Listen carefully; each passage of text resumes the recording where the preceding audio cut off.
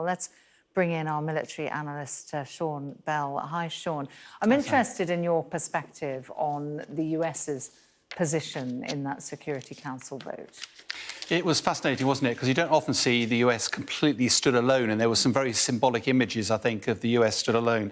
It's worth pointing out the United Nations as a body, loads of members, largely relatively impotent. It provides guidance and requests to its nation, but can't drive anything. The UN Security Council, though, has teeth. If the UN Security Council passes something, then under the UN Charter, member nations have to action it. Now, of course, the UN Security Council made up of 5 permanent members. That includes the UK and the US, also 10 that are invited.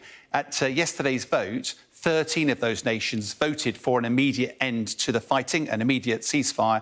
The UK, of course, abstained, claiming that it was because the statement hadn't criticised Hamas's attack on the 7th of October, and the US stood alone as being the only one that used its veto. Now, the US has turned around and said that unless actually you give Israel time to complete its task of dealing with the Hamas problem, what was the war all about? Because actually you just leave the seeds there that will flourish again at some stage in the future.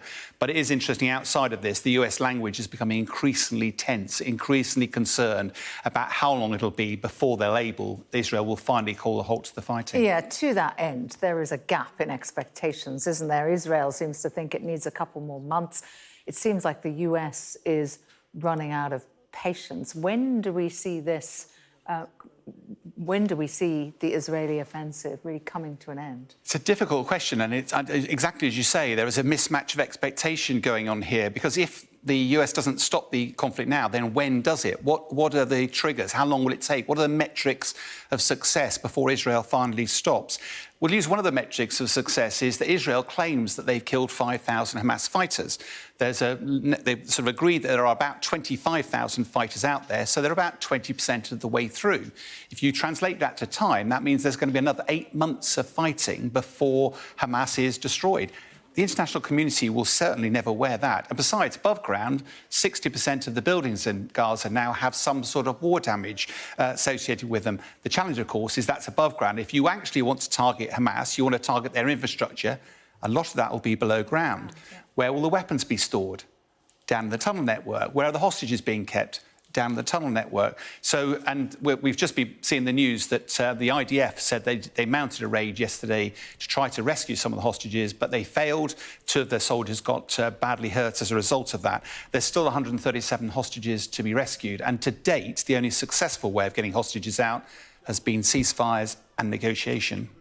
So we're talking a lot about the renewed focus on Khan Yunis. What militarily are we expecting in the next few days?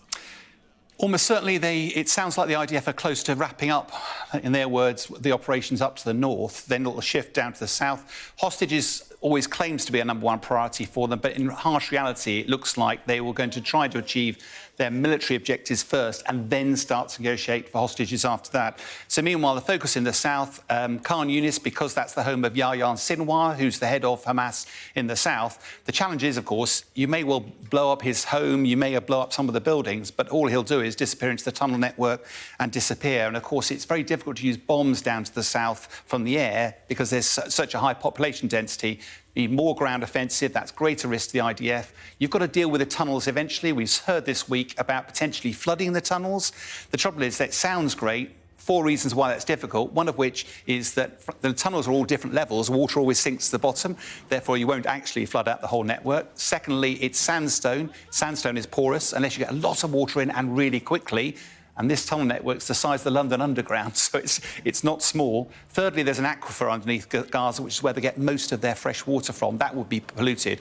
And finally, probably most importantly, if the hostages are down there, how on earth do you protect them? So the harsh reality is, I think it could take a long time before Israel solves the tunnel issue. So the real question is actually, in terms of time, when does American patience run out, and when does America finally say enough?